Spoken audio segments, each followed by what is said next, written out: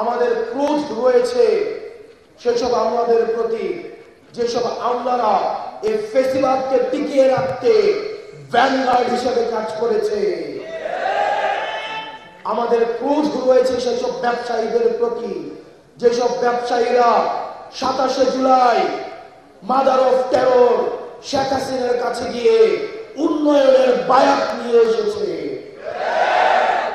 আমাদের ক্রোধ রয়েছে সেসব পুলিশের প্রতি, যেসব পুলিশ জনগণের টাকায় ফেসিবাদকে দুমড়ে মুচড়ে দেওয়ার জন্য যে অস্ত্র কেনা হয়েছে, সেই অস্ত্র ত্যাগ করা হয়েছে নিরস্ত্র জনগণের প্রতি।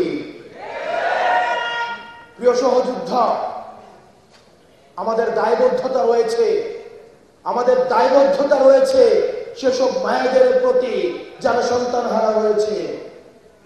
আমাদের দায়বদ্ধতা রয়েছে সেই সন্তানদের প্রতি যারা এতিম হয়েছে।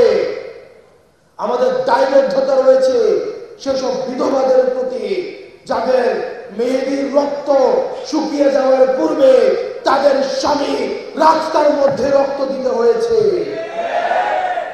আমাদের 16 বছরের আঘাত এই তৎসজীবী কিছু বুদ্ধিজীবী যারা ভারত থেকে যাদেরকে ফাইন্যান্স করা হয়, তাদের কথা শুনে আমাদেরকে ভুলে গেলে চলবে না। আমাদের এই আওয়ামী জাহিলিয়াতের অত্যাচার এবং নিপীড়ন আমাদের বারবার মনে করতে হবে। আপনাদেরকে মাথায় রাখতে হবে, আমাদেরকে আমাদের দুই ধরনের হয়, ফরওয়ার্ড মুভিং এবং ব্যাকওয়ার্ড মুভিং। আমরা যদি এই বর্তমান সময়টাকে কাজে না লাগাতে পারি, তাহলে ভবিষ্যতের কাঠগড়ায় আমরা ঠিক ওই ধরনের অপরাধী হিসেবে বিবেচিত হব যারা আজকে বর্তমানের কাঠগড়ায় যেভাবে আমরা অতীতকে আমরা অপরাধী হিসেবে বিবেচনা করছি। সেজন্য আপনারা যারা তরুণ প্রজন্ম রয়েছেন, আপনার এবং আমার দায়বদ্ধতা অনেক বেশি।